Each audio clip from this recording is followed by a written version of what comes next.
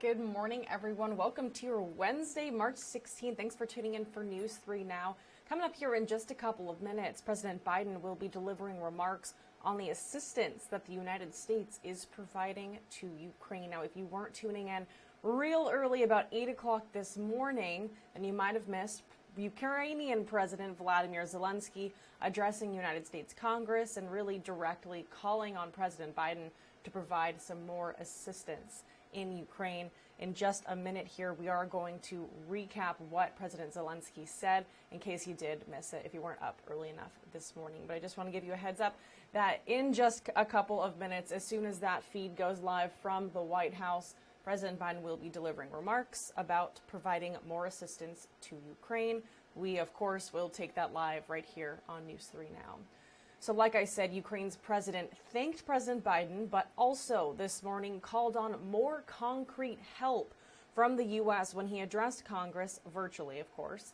He also repeated his call for a no-fly zone. The West has refused for fear of an all-out war because NATO pilots would be directly engaged with the Russians. Zelenskyy is dropping his clearest hint yet that he doesn't expect his country to join NATO anytime soon. Now, like I said, we are going to kind of recap what President Zelenskyy talked about this morning on that virtual call with the United States Congress and directly calling to President Biden. Here's what he had to say. Has turned the Ukrainian sky into a source of death for thousands of people.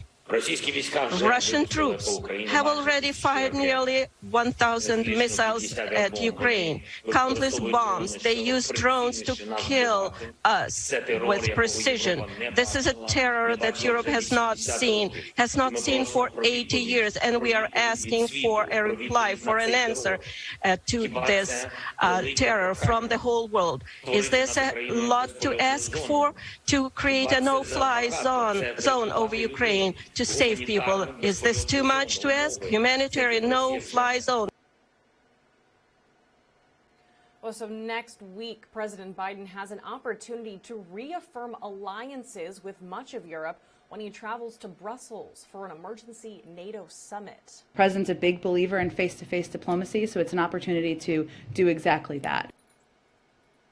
The president will join a scheduled European Council summit to continue discussion about Ukraine. The White House didn't say if Mr. Biden will meet with Zelenskyy personally while he's in Europe.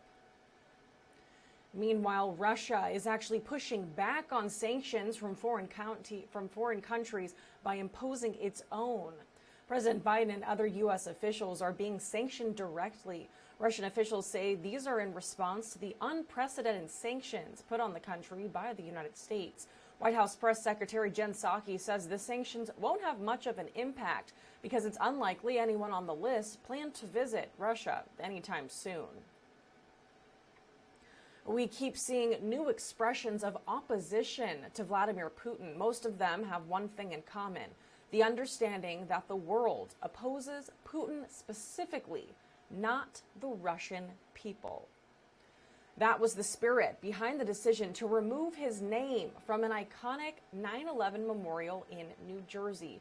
The people of Russia gave New Jersey the Teardrop Memorial in honor of those killed in the September 11th terror attacks.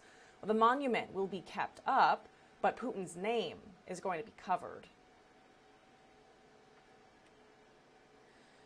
In talking about Ukraine, for the most part, the entire world has stood back and watched as Ukrainians face the might of Russia's military. And despite all expectations, they continue to fight back. While NATO and the U.S. insist they will not send troops, a small group of American war veterans went anyway, training unordinary and just regular Ukrainian people to defend their families, their homes, and their country. CNN's Anderson Cooper has the story. In Lviv, men who've never fought now train for war. They practice clearing rooms in a stack formation, using hand signals to move in silence. It's a 2-week crash course in combat, the bare essentials to stay alive. It looked really great. As always, just get clear of that doorway. right? Matt Gallagher served in Iraq. Adrian Bonenberger did 2 tours in Afghanistan. Both American Army vets who've come here to help. One person on the back. Exactly right. You guys look good. Okay, thanks. Think about where you were 2 weeks ago. Outside, Ben Bush prepares another group of volunteers. He served 2 tours in Iraq as a Marine. There's a suspected patrol in the area of 1 or 2 people. We're not sure. Ми очікуємо, що там може бути патруль противника чисельністю 1 або 2 особи. Squad leader, any questions? Як ми маємо попасти зараз в то здання? Ben, Matt, and Adrian are not working for the U.S. military or government. They're not being paid by anyone. They bought their own tickets here and are doing this for free. What made you want to be here? I came to this country for the first time in 2015. I fell in love with the country. I met my wife here, so it was a personal connection. And our personal connection was to him and to the overall effort of a democracy fighting to be a democracy. I kind of landed on an old line from For Whom the Bell Tolls. For what are we born if not to aid one another? And looking at my 2 young sons and thinking of that line, I just felt like this was a unique opportunity to help show them how to be the men and grown-up adults I aspire for them to be. 2 weeks ago, the volunteers they train had no idea how to clear a building or move as a unit. Most have never fired a gun before. These are teachers, bus drivers, Lawyers, welders. who want to protect their neighborhoods, protect their homes, many of whom never thought they'd be in this position. We've been doing everything we can to give them the tool set they need to survive because they're going to defend their city one way or another. Some have modern rifles, but others train with antique ones, loaned by a local gun collector. I think I saw, is it a Tommy gun? I mean, it had a... That would be from the collection. Is that literally like a Tommy gun from the 1930s? Oh, yeah. Yeah. Wow. They've got Mausers, they've got some kind of weird machine gun I think I've seen in movies before. All the new weapons are being sent to the front. This is what they have here now, and if the war comes here, that's arguably what they're going to have to fight with. And they're here every day, dutifully, working as diligently as any Marines I've ever trained, and I've trained a lot. And they don't complain. They continue to move. They are at the point now, we've worked progressionally to make the leaders emerge, because leadership is just going to be necessary for coordination for anything, and they have emerged. We now know that there's bone to this organization, and that gives me a great deal of confidence, because I'm not going to be here forever, and that's hard for me the closer I get to them. We'll do it again differently later, right? Зробимо ще раз це, але пізніше. Always differently. Завжди будемо робити це інакше. Well done. Добра робота. The volunteers cover their faces for their own safety. They know what Russia is capable of, but they also want Vladimir Putin to know they are ready. Я хочу, щоб русські знали, що в кожному будинку, в кожній квартирі, в кожній собачій будці ми будемо чинити опір. У нас буде партизанський рух, і ми будемо давати бій. On the last day of the training course, volunteers get the chance to fire a weapon. They're given just 10 rounds for target practice. There's not enough ammo to spare. All ready on the firing line? You're clear to fire. They're practicing on AK-47s, but most of these volunteers haven't been issued AK-47s of their own. There's simply not enough of them to go around. They've had to buy whatever guns they can find on the open market, and even then it's hard for them to find ammunition. This 20-year-old volunteer says firing the AK-47 was something of a wake-up call. So what now, today, I just understand that there could be the person who want to shoot me. What do you think of the American guys who've come to help train? They're really cool. They're maximum cool. Like They're really, maximum cool? Yeah. I thank them that they came here and they're teaching us. I appreciate that a lot. Ben, Adrian, and Matt hope when they leave, other combat veterans will come and continue their mission. You don't have to come here as a combatant at all. You can come here and do this on a very basic level. And if you have a specialty, if you have an urge, you know, this is how it's applied. It's not imaginary, it's not mythological. We're actually doing this, and you can see the effect. This is what the Germans and French did for us when we were in a similar situation during the American Revolution. People came over and helped us train. You know, just to remind Americans of all ideologies, all politics, however they feel about this war, you know, these are everyday people who want the same things that you and I want back home, right? Peace, some prosperity, opportunity for a better life for their children. I just got word that President Biden's remarks originally scheduled for 11 o'clock our time, now happening at about 11:30 our time. Let's continue. President Biden says enough of the rocket and the feather. Biden took to Twitter to call out the tendency for gas prices to go up like a rocket when oil spikes, but only drop like a feather when crude crashes. It's a bid to draw scrutiny to a decades-long trend that critics say hurts consumers by failing to pass savings along to drivers. Biden tweeted, quote, "Oil and gas companies shouldn't pad their profits at the expense of hardworking Americans." The administration's focus on the intricacies of energy prices shows its level of frustration with one of the main drivers of inflation. Gas prices skyrocketed to record highs last week after a spike in crude oil to levels unseen since 2008. Well, prices at the gas pump are now kind of going down, but only a penny or two at a time this week, despite Brent oil collapsing by 28% between a March 6th intraday peak to Tuesday's close.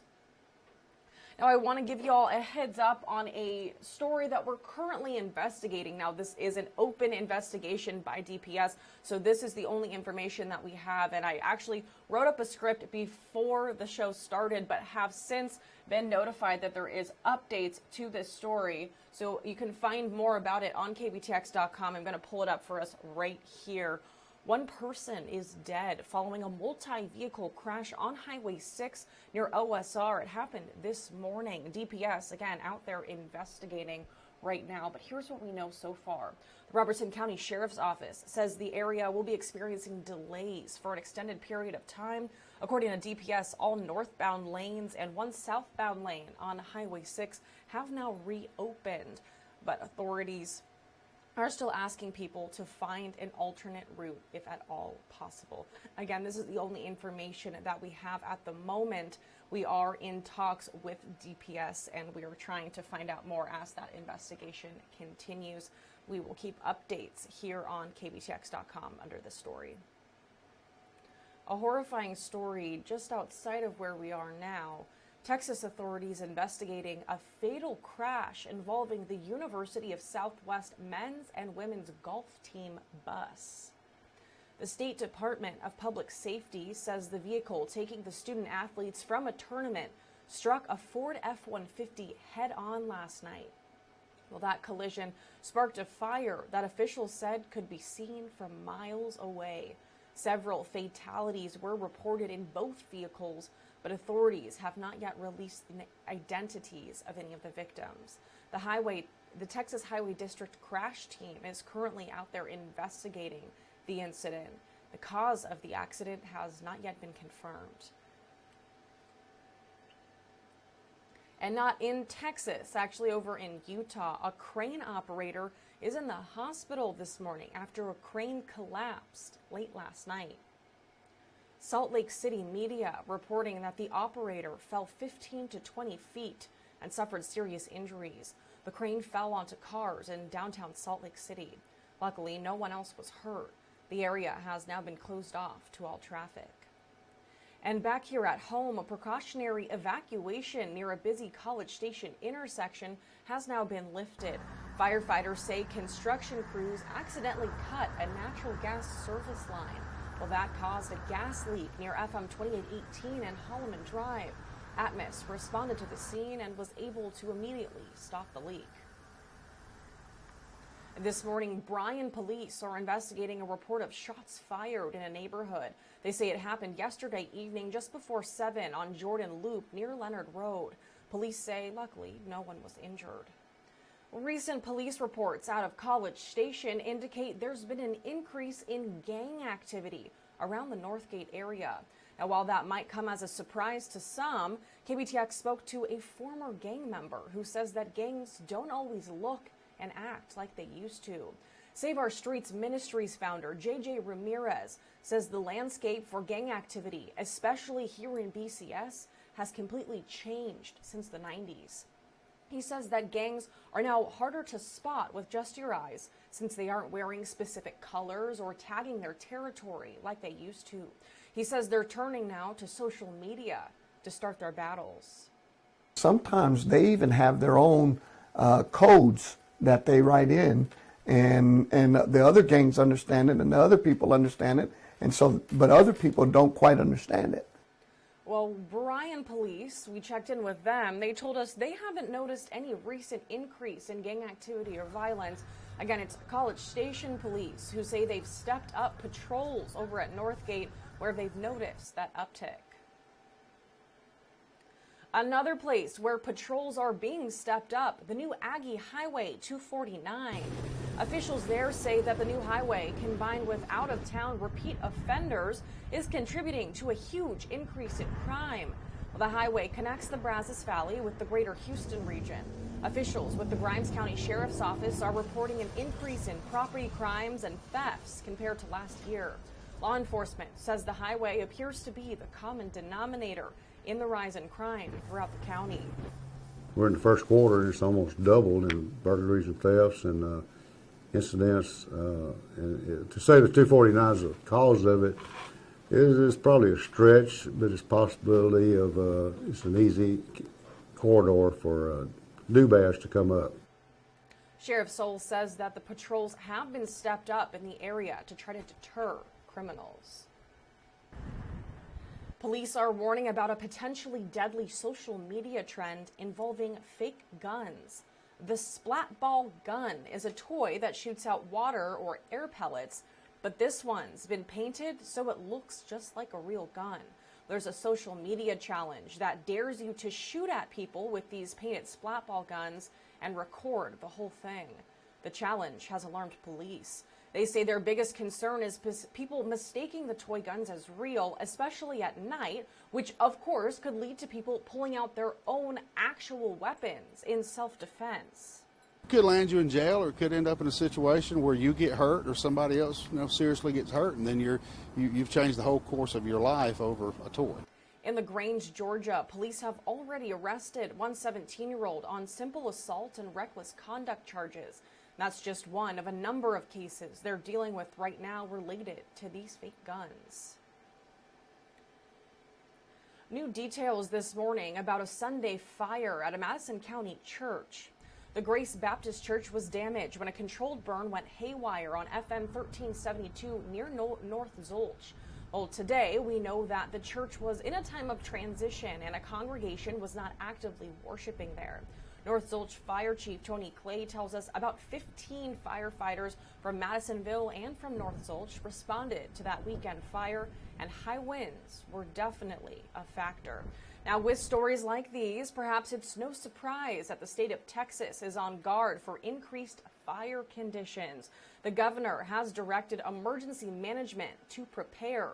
The Texas A&M Forest Service has several strike teams on standby, including hundreds of firefighters. Teams are tracking 4 large wildfires right now happening across our state. The largest is the Cruz Gap fire between San Angelo and Abilene. That fire has scorched 7,000 acres and is currently 85% contained. According to the A&M Forest Service, 91 wildfires have burned since Monday, with more expected through next week. Well, hey, this is interesting. Then this is something that everyone in the U.S. Senate can agree on: an extra hour of sunlight. A new measure from the chamber would make daylight saving time completely permanent. And get this, it passed with bipartisan support unanimously. Now, it's unclear if the House will then take up the measure, and that, of course, would be necessary before President Biden could sign this into law. But if that does happen, the change wouldn't go into effect until next November because transportation schedules have already been built out until then. But while we're talking about daylight saving time, hey, now might be a good time to invest in blackout curtains and ditch your night lights. If you're afraid of the dark, hate to break it to you, but according to new research, even sleeping with the smallest amount of light is actually bad for your health. The National Academy of Sciences says being light exposure during sleep can throw off the nervous system, which helps restore our bodies, of course, while we're asleep. They also found that people who slept with light had insulin resistance, causing the body to misuse glucose from the blood for energy. Impaired glucose and cardiovascular regulation put people at risk for heart disease, for diabetes, and metabolic syndrome. Well, gosh, I am one of those people who sleep with a nightlight, so yikes, it might be time to rethink that. Shalonda Young making history once again. She will be the first black woman to lead the White House's budget office. The Senate confirmed Young with a bipartisan decision. Young has been the acting director for the past year, and this is not the first time that she's made history. She became the first black woman to serve as the staff director of the U.S. House Appropriations Committee back in 2017. The United States government is now funded through the rest of the 2022 fiscal year. President Biden signed the Consolidated Appropriations Act into law. The spending bill includes billions of dollars of additional aid to help Ukraine. That money will fund additional humanitarian, security, and economic assistance for the country and its allies. The president, again, is expected to announce an additional $800 million in military assistance coming up later today. With all this talk about money management might be something that stresses you out. Yesterday, I went to the Brazos Valley Council of Governments and I learned about the Financial Fitness Center. The Financial Fitness Center has provided one-on-one financial coaching to the Brazos Valley community since 2012. With the mission to transform financial stability for individuals and families, the center has now helped more than 300 people develop healthy financial habits, build or increase their savings, acquire assets, and plan for the future. Yesterday, I sat down with Jay, the director, and we talked about how to stay on a budget, manage a checking account, improve your credit. That was a big one. Pay off debt, which is something I need to do, and also how to save for the future. Let's talk a little bit just about what the program is and who's eligible to be part of this program. Okay, the Financial Fitness Center, what we do is we work with lower income folks that basically need help. We all hear about generational poverty all the time, and it's real. But here's the thing: if I say to you, the rich get rich while the poor get poor, okay, is that a true statement? And the answer is only if you believe it. Because if it's true, explain to me how Oprah Winfrey, who was born poor and in a horrible family situation, became a billionaire with a B. And then you've got Steve Harvey, Dr. Benjamin Carson, and the list goes on and on and on. My own grandfather was born poor, never finished the 6th grade, died a millionaire, okay? So you've got those folks, and then if you flip the coin over, you hear about all these people that had a bunch of money at some point in time, either because they won the lottery or were great entertainers or whatever, that are dead broke now. So what's the common denominator? It's money management. So what we do is, first of all, we work with people on habits. We work with them first on their mission statement. In other words, what is your purpose for being on this planet? Then we start talking about 20-year goals. Then what we do is we work with them on their habits in terms of budgeting. We work with their habits in terms of savings. And within a 5-year time frame, we can take that money that they have saved and leverage it into helping them create a credit score of 700, 750 or higher from as little as 400. And then they've got money saved, and then we can also help them, in essence, get in their own home. And so I work with a lot of people that are on government assistance in some form or fashion, but I also work with people that just are not on government assistance, but just low income. And so what we're trying to do is break the curse of generational poverty. And you and I were talking a little bit before the interview. A lot of people who come to you say, you know, I have kids and I want something better for them than what I had. Right. And that's what we're talking about with the generational poverty. And it's only true if you believe it's true. If there's someone who sees this interview and they're kind of still debating, they're like, well, I'm okay with money, or, you know, I don't really know if this is for me. What advice do you give that person, just maybe to pick up the phone and give you a call and ask questions? Oh, well, if somebody doesn't feel like they need my help, then I'm not gonna say call me, okay? But if you find yourself in a bit of a situation, either because of, you know, credit cards or whatever, feel free to give me a call. I wrote this book, and let me rephrase that. The Lord called me to write this book in 2007. Okay, so I did. And the reason I'm here is because 4.5 years ago, a friend of mine called me out of the blue and said, Jay, I've read your book and I found your calling. I was a certified financial planner at the time, okay? I tell people I used to help rich people get richer, and that was great. But then she calls me and says, you know, we got a position down here that you need to come and look at. And then she says, now, you're not going to make as much money as you used to making. Good, that was true. Yeah. But then she said, but I know you, and you get down here and look at this. And she's right. I wouldn't do anything else now that I've been here. It's an amazing deal. Now, I work under a branch of the Council of Governments that is called Brazos Valley Affordable Housing. And what they do is they work on building, at this point, I have to say more affordable houses, because nothing's affordable right now due to prices of wood and everything else that's involved in that. But so that's sort of where I got started, but I get paid a little bit from government housing, I get paid a little bit from workforce, I get paid a little bit from their nonprofit, and so and when I say a little bit, I mean that. But the point is that you know, we're a group around here, and I refer people to other organizations like the Brazos Valley Community Action Program, the BVCAP, and Workforce, and all these other organizations based on their needs that they have at the time. And then we work together to get these people off of the curse of generational poverty and self-sufficient and empowered.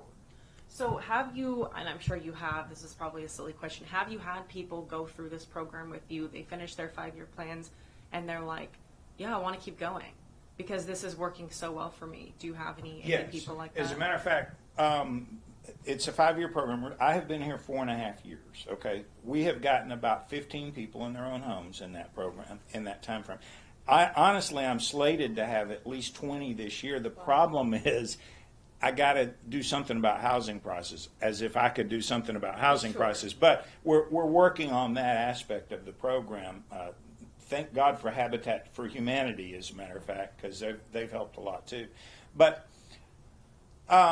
so as we continue to move forward, then what I tell these folks, even after they get in their own home, then what I want you to do is come back to me. We're going to rebuild that emergency account, and then I'm going to teach you the basics of just investing in mutual funds and stuff like that. That way you know the basics. And that's when we will sort of be done. At that point, though, I require them to do 2 things.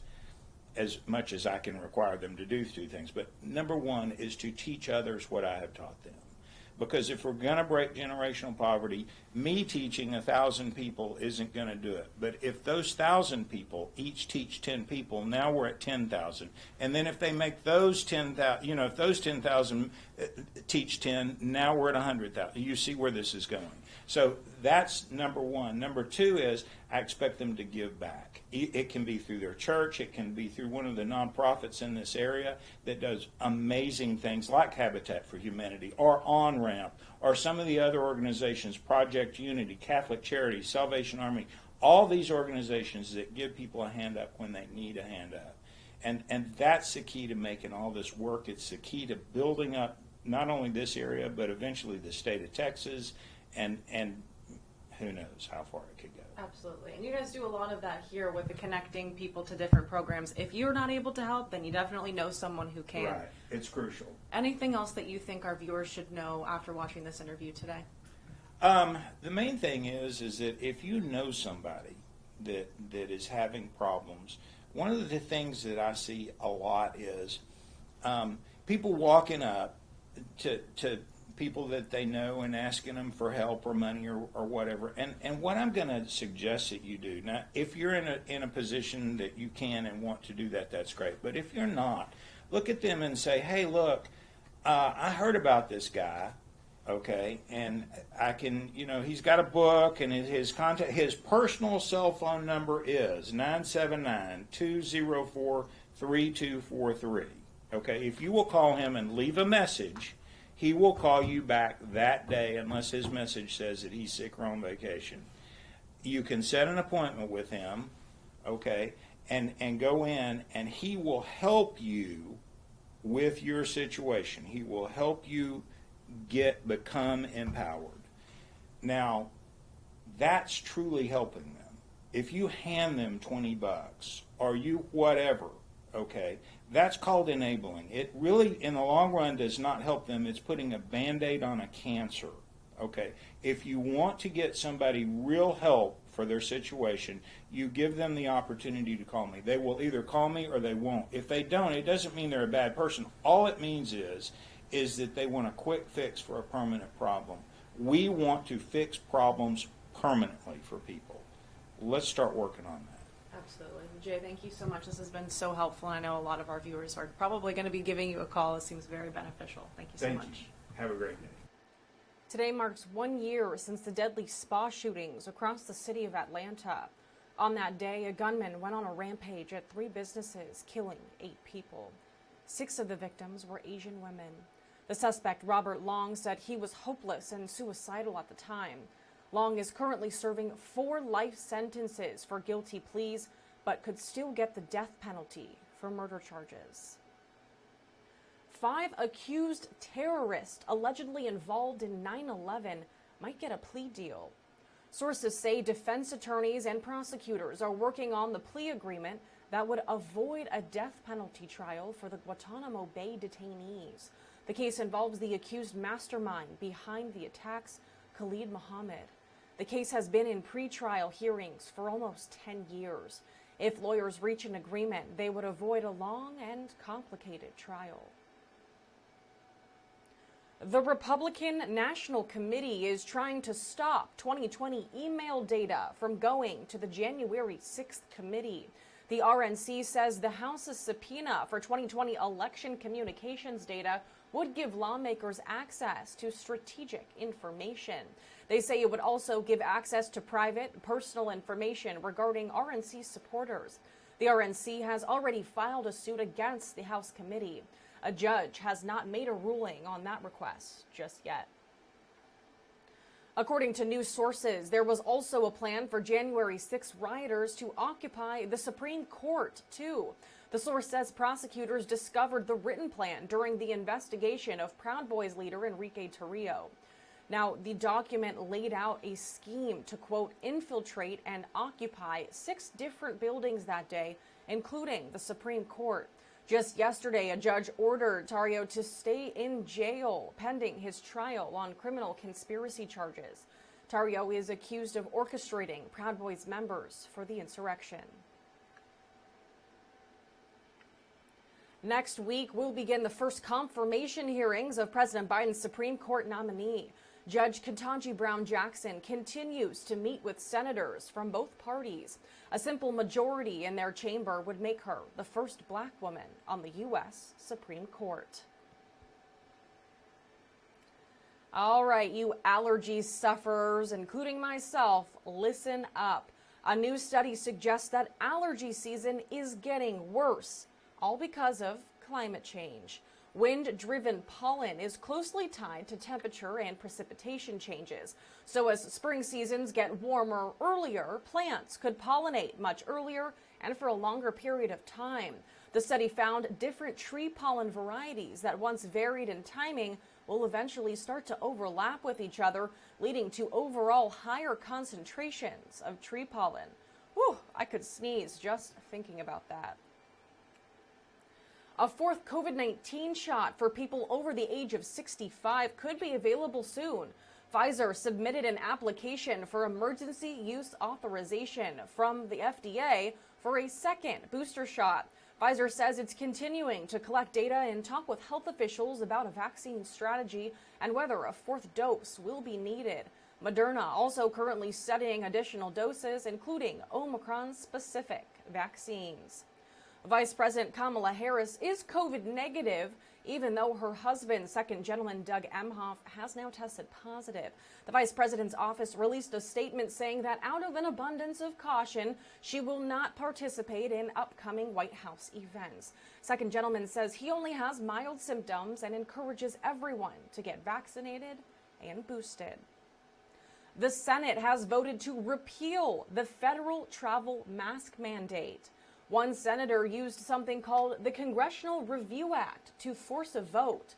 That rule allows senators to overturn federal agency regulations with a simple majority vote. 8 Democrats crossed the aisle to support that measure. Just one Republican voted against it, bringing the vote to 57-40. The action comes after the Biden administration announced it would extend the mask mandate on public transportation through April 18th. Well, that measure must now pass through the House before it can make its way to President Biden's desk. The Democratic-led House is likely not to approve it. If they did, Biden would probably veto that resolution. Y'all, we are waiting to hear from President Biden after we heard from Ukrainian President Vladimir Zelenskyy as he addressed the United States Congress and specifically asked Biden for more assistance helping out with Ukraine.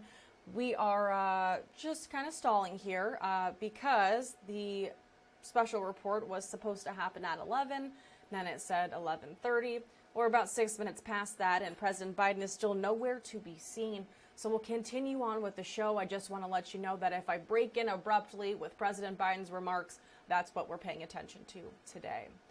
Affordable housing, utility assistance, weatherization of your home, those are just a few things that Brazos Valley Community Action Programs helps with. Yesterday, I sat down with Miss Lisa to talk about those programs a little bit more. Good morning, and thanks for joining me on the show. Super excited to be talking about this. Oh my gosh, okay, so community action programs, and I'm looking through this little brochure that you gave me. There is so much in this. You guys do all kinds of things, so many resources to offer. I'm just going to have you give us kind of a quick overview of some of the things that you guys can get people connected with. Sure. We do our utility assistance program. This program is provided for anybody that is okay, let me have this voice. Okay, so our utility assistance program is for people that are in need of help with their electric bills and pays the electric and the tax, and we also provide gas and propane services with that as well. Anybody can apply for it. It's easy. They can either contact our office, they can get an email with an application, or they can download our UR codes. The utility assistance program can last anywhere up to several months and I'd love to refer my elderly disabled people because they really need this help. They apply first thing of the year. They get 12 months, up to 12 months worth of assistance possibly. So it helps them save money each month on their electric costs. Yeah. So they can afford more things like their medications, food, things that they don't have. I think that when we talk about things like the utility assistance program, I think maybe a lot of people are just maybe wondering, like, do I even qualify for this? How do I even go about, finding out if I qualify? I think sometimes making a phone call or coming in to see you guys can just be the hardest part. What advice do you have for people who see this and are like, I don't know? Give us a call. Let us answer your concerns, questions. Typically, we will ask that you complete an application because we want to make sure you're eligible for the assistance. This is geared toward low-income households, people that are maybe on Social Security, SSI, only working part-time or not working at all. So it is an income-based program. And Lisa, there are more things that you guys do than just the utility assistance program. Absolutely. Let's talk about some more of the programs that you guys offer. Okay, so we offer a case management program. Our goal there is to help people transition out of poverty. If they're under 125% of our poverty level, Then we work with them, trying to help find jobs. We case manage them. Every month they come in for an appointment. We do budgeting. We help with resumes if they need help with a resume, and even job searches. So, what is the need for something like this in our community? I often think that people not ignore the problems, but just are like, well, it's not affecting me, right? And I don't have a neighbor who would be eligible for a program like this. But if a program exists, I assume it's necessary. it is a necessary program. It can, it can change the life of somebody that has been out of work. And if you've ever been off of a job at an extended period of time and need to catch up with bills, it's hard for an individual. So sometimes with the guidance of us going through with their budgeting each month, maybe even finding them assistance through services that will keep them where they're not so strapped for the first 2 months of their getting back into the work field. It just makes the transition go a lot smoother for them. And Lisa, one more thing that we wanted to talk about today. What was that program? Weatherization. Weatherization. Okay, so our weatherization program, it basically is not to do major repairs on the homes. It's just to help them tighten things up and keep their home more energy efficient. And that is obviously very important, as we know, after last year. And really, we've seen a couple of freezes, and now we're kind of moving into some severe storms in the spring and then really hot and humid in the summer. So when you feel that hot air blowing underneath your door, through the cracks of your window frames and door frames, that's a good time to have somebody come out and assess your home to see if we can do some tightening up. And what is the qualification? What is the eligibility? How does that work for Again, all of our programs are based off of the income. Okay. It is based off of low-income individuals. It's 150% of the poverty level for the utility assistance program, and for our weatherization, the case management's 125 or below. And so last time, for any of our viewers who see this interview and they're interested in learning more, what's the best way to go about getting in contact with you guys? Phone us, give us a call, and you want the number? Yeah. 979-595-2850 for the utility assistance program, and that person can also help direct you to the case managers. Perfect. Anything else that you want our viewers to know about this? Nope. Well, thank you so much. Awesome. The Travis Bryan Midtown Park is taking shape with some big changes underway. This is the first look inside the new Legends Event Center. It will be a new recreational area with room for basketball, volleyball, and tons of other sports. There's also going to be areas for eating. There's going to be multi-purpose rooms and covered turf area. We expect to be fairly well done with construction and hopefully open towards the end of the year. As you just saw, there's a lot of work. There's about 90 to 100 folks here working today. So there's several trades that are here. A new boulevard and bridge into this section of the park will open later this year, too. The city has committed more than $80 million to the Midtown Park project in the initial investment. All right, Aggie fans, in the fourth ever meeting between A&M and Alcorn State, it ended in another win for our Aggies. Tyrese Radford led the way with 14 as the Aggies advance with the 74-62 win. Next up for the Aggies is a second-round matchup with Oregon. This after the Ducks knocked off Utah State last night, 83-72. Well, hey, y'all, I know a lot of you, including Coach Buzz Williams, are pretty frustrated, upset, disappointed with the fact that the Aggies are not in the big dance. After the Aggies win last night, Coach Williams held a press conference, and I'm about to talk to you about his opening statement. Obviously, extremely emotional for Coach Williams. It's about 7 to 8 minutes long. We won't listen to the entire thing, but I do think it's important for Aggie fans and really everyone who is involved or invested in basketball and March Madness to just hear from the perspective of A&M's basketball coach. So that I can hopefully stay on track and not ramble, I have prepared an opening statement for tonight. I apologize in advance for this taking longer than normal, but for many reasons I think this is the right approach. And even though I've always answered any question you guys have asked, once I'm finished with this statement, I'm not going to answer any questions going forward on this topic, because my statement includes all that I'm comfortable sharing. When you are completely absorbed in a worthy cause, you give it all of your time, energy, and emotion. The sacrifice required prevents you from being aware of anything other than the cause you are devoted to. From Valentine's Day through Sunday afternoon, everyone in our program and the families they represent gave all they had. And in a way that I have never witnessed personally or professionally, gave their absolute best on a daily basis. And in truth, as the odds continued to grow against us, found ways to get better and embrace the task at hand that particular day. During that time, we won 5 of our last 6 to finish the regular season, and won 3 of 4 last week while advancing to the championship game of the conference tournament. That ending propelled us to a total of 12 SEC wins for the season. We found out Sunday afternoon that those numbers weren't good enough to be invited as an at-large team. We were and are completely devastated and heartbroken. Sad is the wrong word, because it doesn't completely express the totality of our emotions.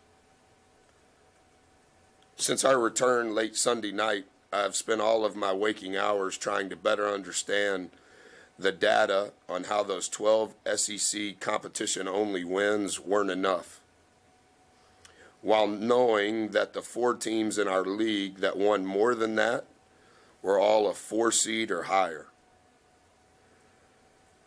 As I began to do research, the first thing I wanted to learn was how members were selected to the committee, and how the selection of those members even worked. In other words, what committee selected the committee? I wanted to research who was on the committee for this year's tournament, their career paths, and how when they were appointed to their position on the committee, so that once they were appointed, what data is it that they study? When, where, and how often do they meet? And when they meet, what are the topics of discussion? And during it all, what metrics do they look at? And what is most important? I wanted to make sure that I studied it all with the lens they do, so that I could better understand how what we did this season wasn't enough. I wanted this understanding so I could have an explanation for our players, their parents, and coaches, and be accountable in my relationship with each of them. My phone and TV have been off since we landed late Sunday night, so I'm oblivious to whatever has been said. But similar to how the committee is supposedly sequestered, I wanted to make sure that my research was thorough and I didn't have the opinions of others diluting the information I was gathering. So that this doesn't turn into a math class, I have brought copies of the summary of my research, if for some reason any of you would want one. You guys are welcome to this. Without reviewing all of the numbers again, I have made copies so that you guys can see what I studied.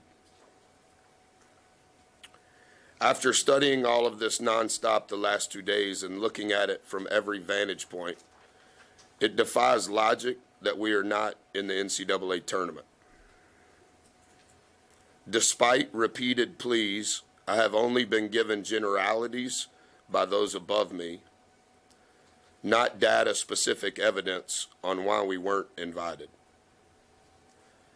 Without logical reasoning behind the decision, while knowing I still must explain this to our guys and their families, it has caused me to lose all respect and faith in the system and those that are in it. What has transpired is wrong. I am so sad for all of the young men in our program, especially those who decided to stay at Texas A&M with their COVID year of eligibility.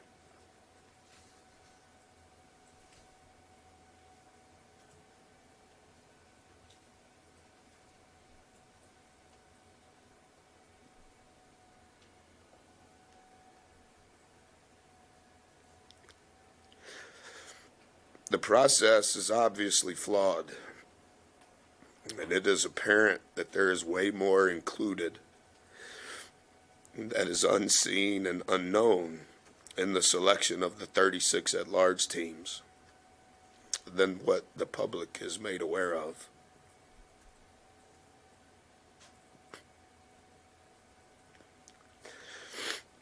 Until there is complete transparency and accountability, the system will stay broken, and this will continue to happen. Like many other things I have seen with the NCAA in my career, especially during my tenure here, allowing a personal bias to impact the process should not be allowed. Our players and staff earned a right to play in the greatest tournament in the world. And it disgusts me in a way that I can't articulate that the system and the adults in it prohibited that from happening, because several in our program will never have that opportunity again.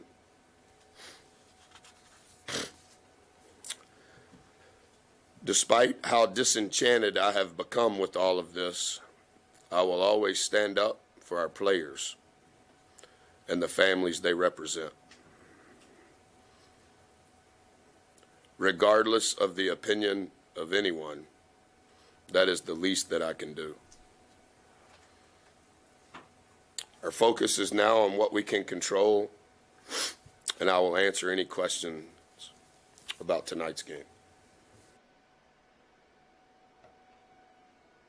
All right, so it was clearly very emotional. I decided to let the entirety of that kind of segment of him talking about what happened with the NCAA tournament and the NIT tournament, because I felt like it's important for our Aggie fans and those involved in making decisions to hear that firsthand from Coach Buzz Williams. Well, hey, talking about basketball, a quick programming note for all y'all who watch KBTX. The NCAA March Madness tournament is going to impact some of our newscasts and the timing of them here on KBTX.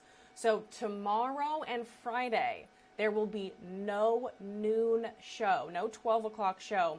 And then News 3, that normally happens at 6, is actually going to run at 5:30. So that means 1 full hour of KBTX news starting at 5. And if you usually watch the CBS Evening News at 5:30, that's going to run on CW8. News 3 at 10 will probably be pretty severely delayed, maybe starting at about 11. News 3 at 10 will follow the basketball games, so it won't be on until the basketball games are over.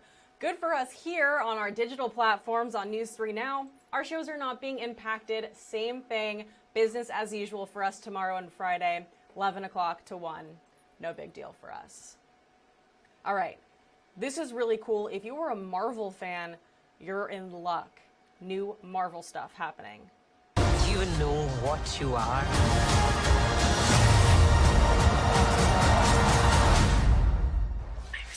All right, so this is a new trailer introducing Marvel's first Muslim American superhero. Miss Marvel comes out on Disney Plus this summer. The character, Kamala Khan, was introduced in the comic books in 2013. She is a Muslim Pakistani-American high school student from New Jersey. The new series appears to be her origin story, where she envisions herself as a version of Captain Marvel. The trailer doesn't show how she gets her powers or everything that she can do, but she describes them as cosmic. The character will also appear in the movie The Marvels, which comes out next year. Marvel fans unite. I love Marvel movies, and I am like so excited for this show. How cool is that? All right, y'all, still waiting on President Biden's remarks regarding additional assistance being provided to Ukraine.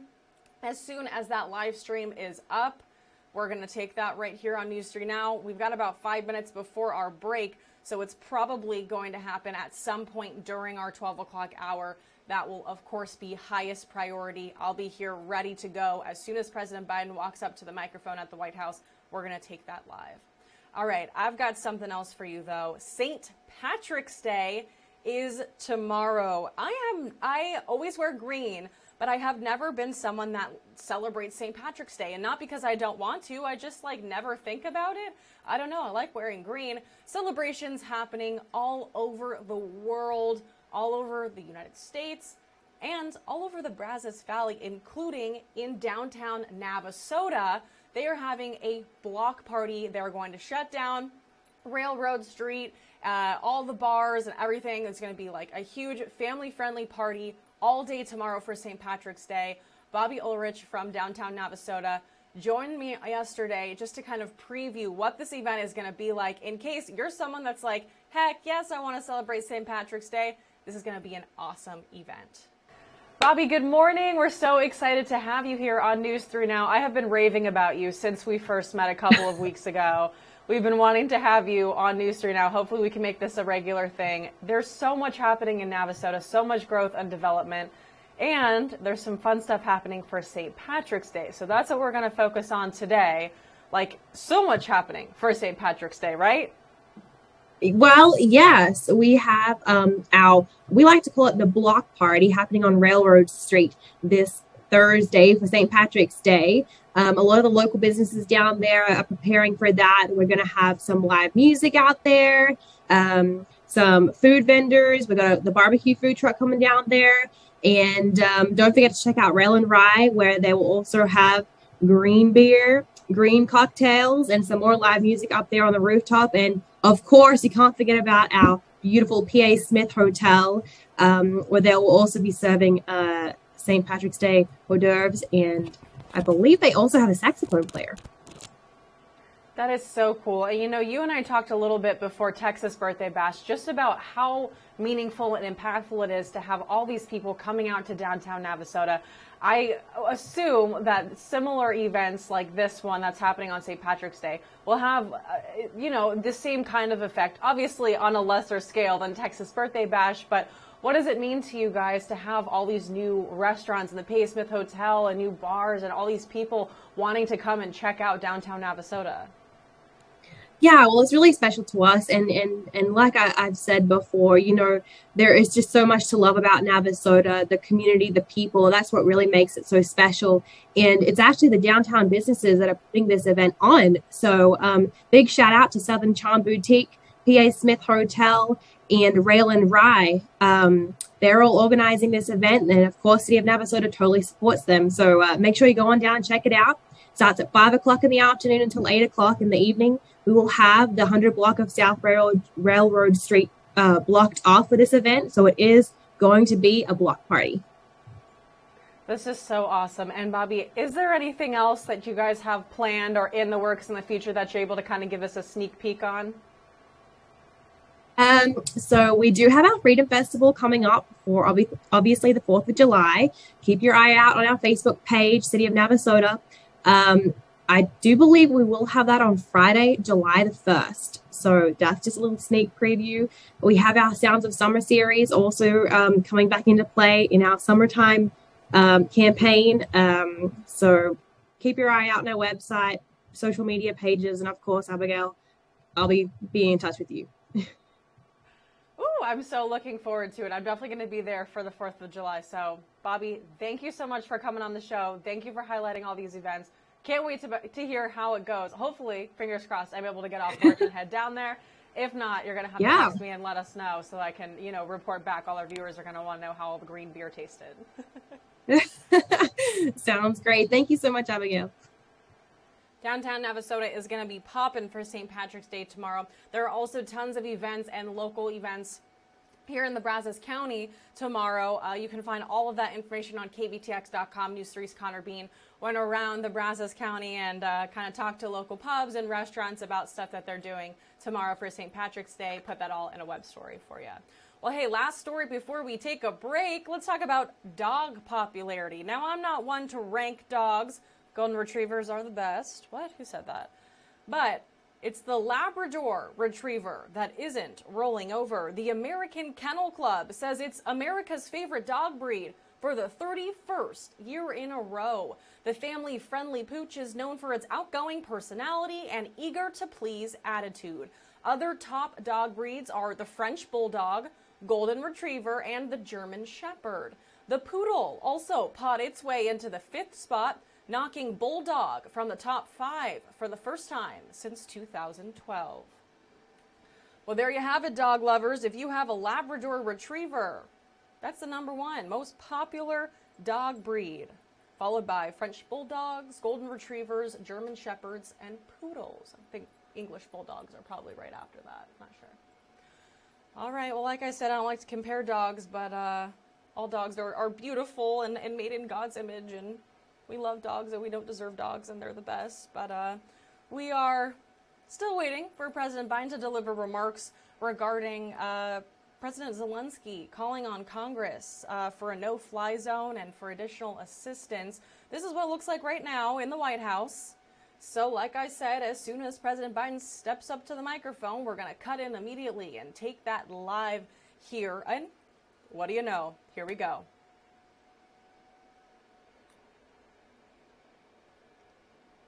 Thanking President Zelenskyy for his passionate message this morning.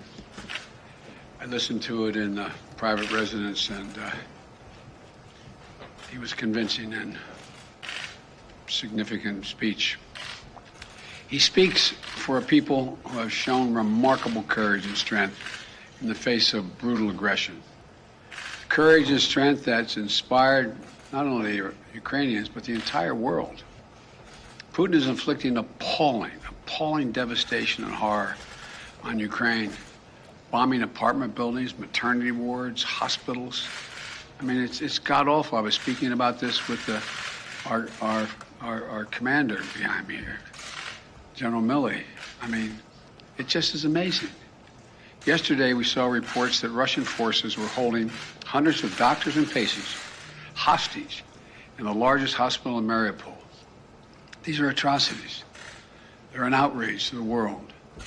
And the world is united in our support for Ukraine and our determination to make Putin pay a very heavy price. America is leading this effort, together with our allies and partners, providing enormous levels of security and humanitarian assistance that we're adding to today, and we're going to continue to do more in the days and weeks ahead. We're crippling Putin's economy with punishing sanctions that's going to only grow more painful over time, with the entire NATO and EU behind us and many other countries. What's at stake here are the principles that the United States and the United Nations across the world stand for. It's about freedom. It's about the right of people to determine their own future. It's about making sure Ukraine will never be a victory for Putin, no matter what advances he makes on the battlefield. The American people are answering President Zelensky's call for more help, more weapons for Ukraine to defend itself, more tools to fight Russian aggression. And that's what we're doing. In fact, we started our assistance to Ukraine before this war began, as they started to do exercises along the Ukrainian border, the Russians, starting in March of last year. We took the threat of Putin invading very seriously, and we acted on it. We sent Ukraine more security assistance last year, $650 million in weapons, including anti-air and anti-armor equipment, before the invasion, more than we had ever provided before. So when the invasion began, they already had in their hands the kinds of weapons they needed to counter Russian advances. And once the war started, we immediately rushed $350 million in additional aid to further address their needs. Hundreds of anti-air systems, thousands of anti-tank weapons, transport helicopters, armed patrol boats, and other high-mobility vehicles, radar systems that help track incoming artillery and unmanned drones, secure communications equipment and tactical gear, satellite imagery and analysis capacity. And it's clearly helped Ukraine inflict dramatic losses on Russian forces. On Saturday, my administration authorized another $200 million to keep a steady flow of weapons and ammunition moving to Ukraine. Now I'm once again using my presidential authority to activate an additional security assistance to continue to help Ukraine fend off Russia's assault, an additional $800 million in assistance. That brings the total of new U.S. security assistance to Ukraine to $1 billion just this week. These are direct transfers of equipment from our Department of Defense to the Ukrainian military to help them as they fight against this invasion. And I thank the Congress for appropriating these funds. This new package on its own is going to provide unprecedented assistance to Ukraine. It includes 800 anti-aircraft systems to make sure the Ukrainian military can continue to stop the planes and helicopters that have been attacking their people and to defend their Ukrainian airspace. And at the request of President Zelenskyy, we have identified and are helping Ukraine acquire additional longer-range anti-aircraft systems and the munitions for those systems. Our new assistance package also includes 9,000 anti-armor systems. These are portable, high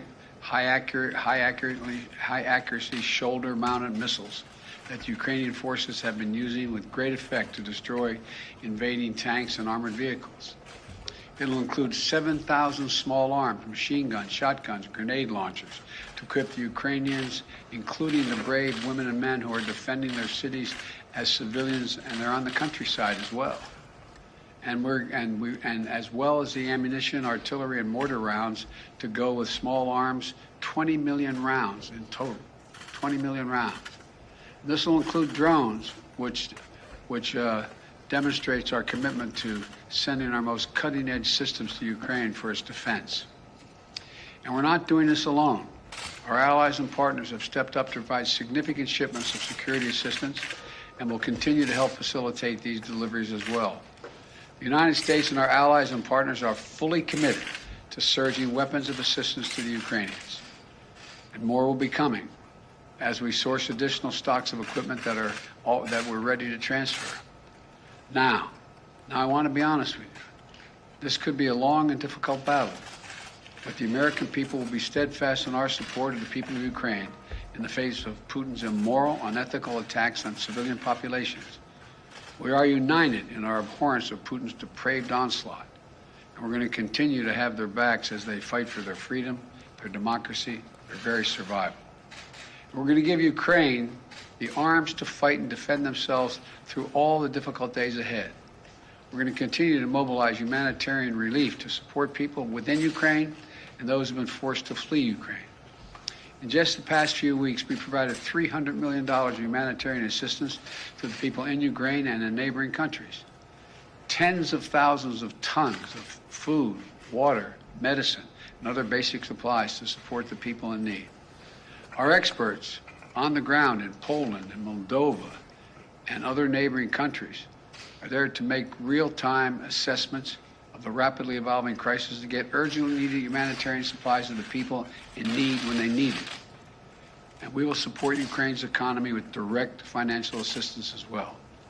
And together with our allies and partners, we will keep up the pressure on Putin's crumbling economy, isolating him on the global stage. That's our goal. Make Putin pay the price, weaken his position, while strengthening the hand of the Ukrainians on the battlefield and at the negotiating table. Together with our allies and partners, we're going to stay the course. And we'll do everything we can to push for and end this tragic, unnecessary war. This is a struggle that pits the appetites of an autocrat against humankind's desire to be free. And let there be no doubt, no uncertainty, no question.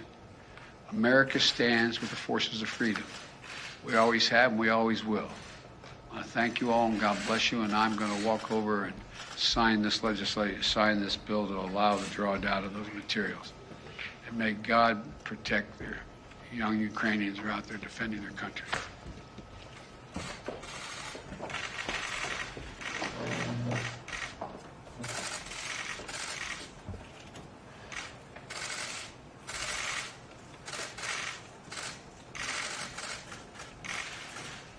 What I'm signing here is the delegation authority under Section 506A1 of the Foreign Assistance Act of 1961, translated into plain English.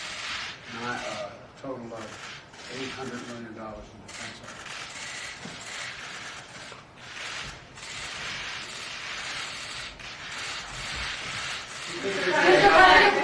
Mr. President, what will it take for you to send the Polish MiGs that President Zelensky is asking for? I'm not going to comment on that right now. I'm not going to comment anything other than what I've told you. Thank you. Mr. President, quickly, you did just say that Putin is going after maternity wards, hospitals. Are you ready to call him a war criminal? Okay, folks, I need to treat that. We need to take you now. Let's go, guys. We have to move quickly for the next event.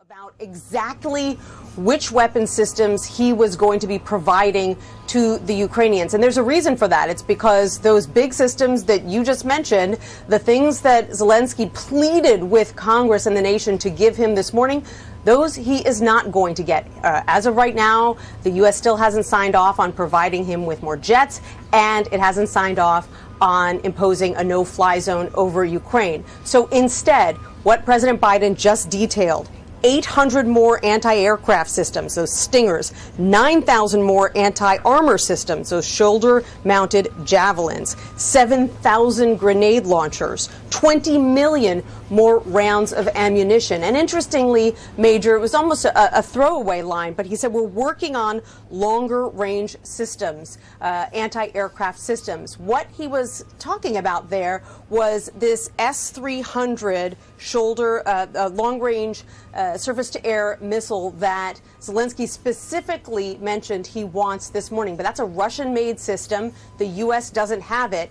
They are instead talking to countries in Europe who do, most notably Greece, Bulgaria, and Slovakia. And guess where the Secretary of Defense is traveling in Europe this week? To Bulgaria and Slovakia, among other places, working to get Zelensky at least part of what he specifically asked for. Nancy Cordes of the North Lawn, thank you so very much. David Martin is our national security correspondent at the Pentagon. David, listening to what the president said and having conversations, as I know you do on an hour-to-hour basis with those in the Pentagon, watching the battle space that has become Ukraine, these military weapons and the transfers, how do they change the dynamic, if at all?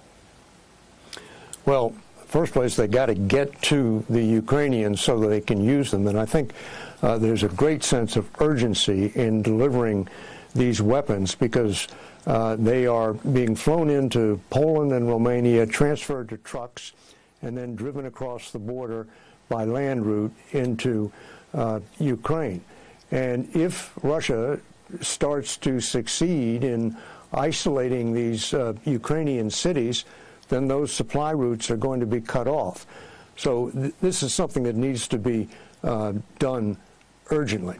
And it comes with risk. Those transshipment points, that, of course, would be an attack on NATO, and we'd be at war with Russia. The president also made reference to drones, David. What implications would they have to address what you just described and the overall situation? Well, the drone he is talking about is called the Switchblade 600, and it's really a flying Javelin anti-tank missile. It loiters around the battlefield, and then when it sees a target, instead of firing a missile the way most drones do, it becomes the missile and dives on the tank. It hits it from the top, which is the least armored portion of the tank, and it carries that same warhead that these Javelin anti-tank weapons have been carrying, which makes it a very, very deadly weapon against tanks. The one caveat to this is I don't know how many of these drones are actually in stock because the manufacturer only started producing them within the last year. David Martin at the Pentagon, Nancy Cordes at the White House, thank you very much. Our coverage will continue on CBS News streaming, your local news, and tonight on the CBS Evening News. This has been a CBS News Special Report. I'm Major Garrett in Washington.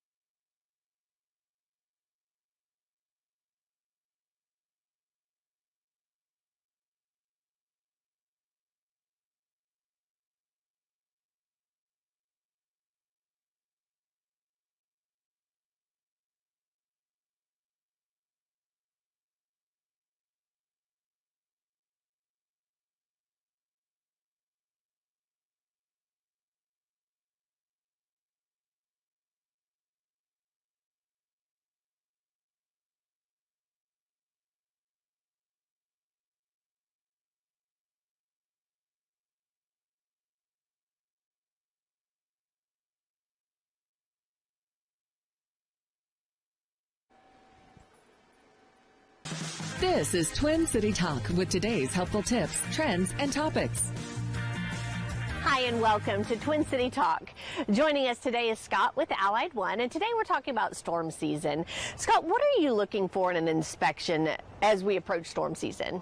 We look for exposed fasteners. We seal those. We look for any damage to the roof, siding, windows, or gutters. Any dents, scratches, scrapes. So we can document that so it prevents the insurance company from saying it's pre-existing damage later when a storm does come. Okay, you're also looking at windows, I understand. Yes. If there's cracks in the window beading, holes in the window beading, cracked windows, we document all that as well. And talk about your documentation process and how that works. So we'll chalk everything. Once it rains or the morning dew comes, it washes it off. But that way we can show where we inspected it prior, and we can inspect the same place once the storm does come. Yeah, so once the storm comes, you come back. How does that work? We have a software program that we use, which tells us when there's damaging wind, damaging hail, or flooding in the area. And you don't even have to call us. We'll call you to schedule an appointment to come out, and you don't have to be home. We'll inspect the same areas that we did prior to the storm on your annual inspection, and send it into your insurance company if there is damage, so they pay the claim quickly. Okay, and then some of the things y'all can just fix yourselves, right? Correct. We can do anything from the roof down to the foundation in-house. We also have certified subcontractors that we vet rigorously to make sure that they fall within our guidelines for when we do have the big influx in claims. Okay, so it's kind of a one-stop shop. You take care of everything and give it to the insurance. All right, if you'd like more information about Allied One services, just log on to the Twin City Talk page at kbtx.com. All right, folks, welcome back to News 3 Now. If you were not tuning in at about 12 o'clock, I'm going to kind of recap what President Biden said. So first thing Joe Biden announces that an additional $800 million in assistance is going to be sent to Ukraine to help fight Russian advances. Now, President Biden also provided some more details on what kind of military resources and assistance is going to actually be given to Ukraine through this new package. We've got a short clip to play for you here.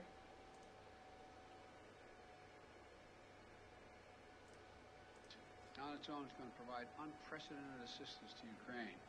It includes 800 anti-aircraft systems to make sure the Ukrainian military can continue to stop the planes and helicopters that have been attacking their people and to defend their Ukrainian airspace. And at the request of President Zelinskyy, we have identified and are helping Ukraine acquire additional longer-range anti-aircraft systems and the munitions for those systems. Our new assistance package also includes 9,000 anti-armor systems. These are portable, high accuracy shoulder-mounted missiles that the Ukrainian forces have been using with great effect to destroy invading tanks and armored vehicles. It'll include 7,000 small arms, machine guns, shotguns, grenade launchers to equip the Ukrainians, including the brave women and men who are defending their cities as civilians, and they're on the countryside as well. More to come. Stay updated for the latest on Ukraine.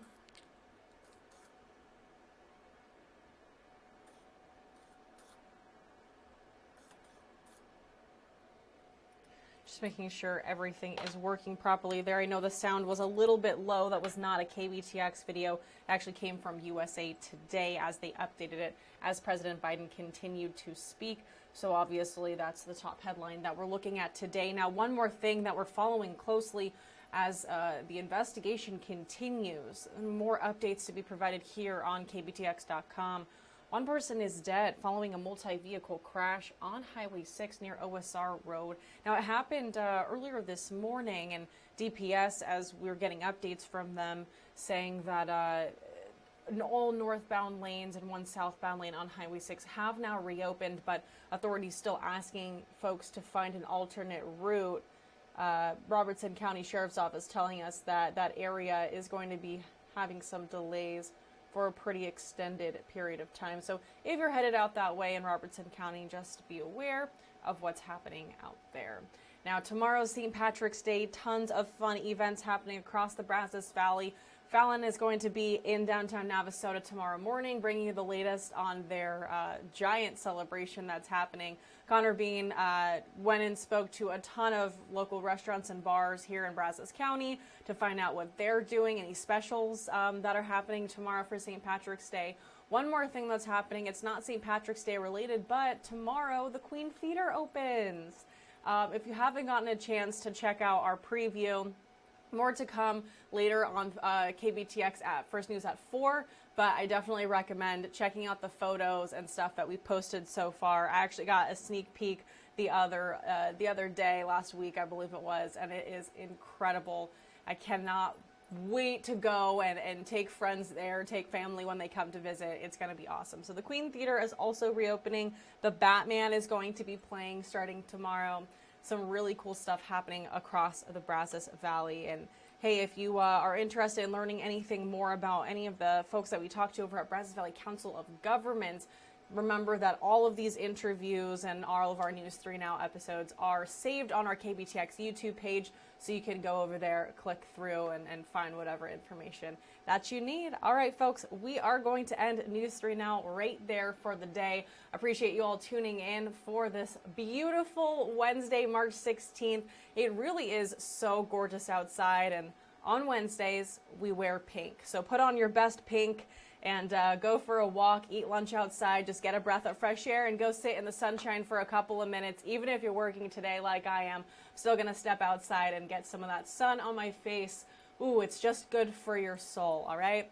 Wednesday, it's hump day. We're halfway through another week. We're about to be on the downward slide, and it's gonna be an awesome rest of our work week and a beautiful sunny weekend. And I'm really, really, really looking forward to it. I will see y'all right back here on News 3 Now tomorrow at 11 o'clock. Be there or be square, all right? Appreciate you all watching, and always remember that you are loved, and I'm happy that you're here. Thank you for watching News 3. Local, trusted.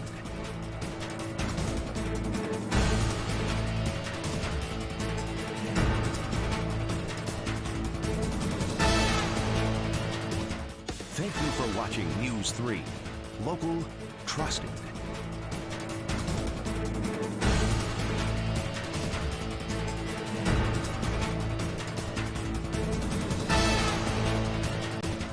Thank you for watching News 3. Local, trusted.